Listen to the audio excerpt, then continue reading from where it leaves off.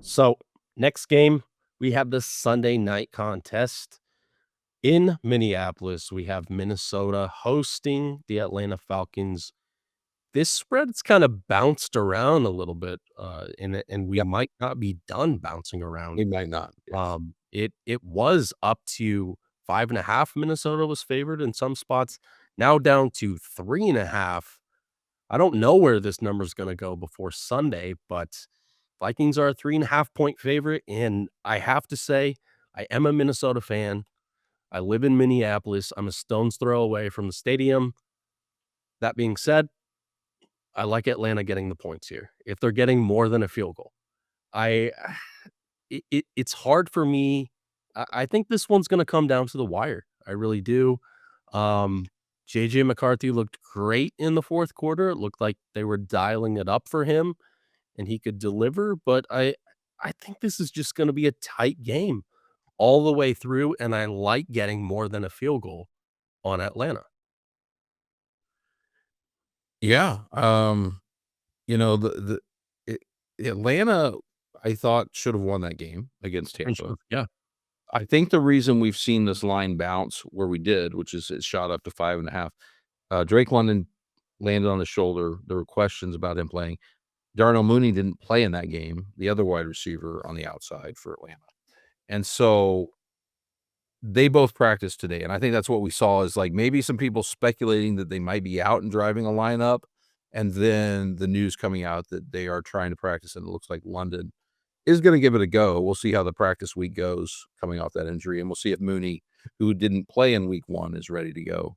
But vastly different game indoors there, a with their full complement of offensive players, and that's why you're seeing the line move where it is. I think it closes at 3 if we find out they're active, and I like thus, if you hear that, I like Atlanta catching if you're getting a hook or anything, I love Atlanta and spread pools getting that hook, 2 dome teams playing each other, 2 teams that, I think have offensive players. The interesting thing about Atlanta in week 1 is they couldn't run the ball. Bijan had a big score, I believe it was a in the a passing game. reception. Yeah. Yeah. But they couldn't run the ball in that one. Maybe it's because Tampa has a stout run defense, and they were not able to do that, but their passing game looked good. I think Penix looked good. I think this team with healthy London, with healthy Mooney, with Pitts, our guy at tight end, um, and with Bijan out of the backfield. Yeah, I You set say your guy. our guy? Yeah, yeah, Try and then flip someone to ask me. yeah, I know. I don't Don't put me in the Kyle Pitts truther camp. I am not. okay, okay. But yeah, I think I like catching the points and coming off that emotional win for Minnesota on Monday night, if Atlanta has their full offense. Yeah, and I agree with that. Obviously, Drake London is a huge part of this offense, and if he's out, that is gonna move the line some points. I understand all that, but it's not like the Vikings come into this one scot-free on the injury report too. I mean, they didn't have Christian Darrisaw, their tackle, for that opening game. Now they figured out it wasn't much of a problem in that game. That's not to say it won't be a problem moving forward if he continues to miss time. Smith was out in the safety last week.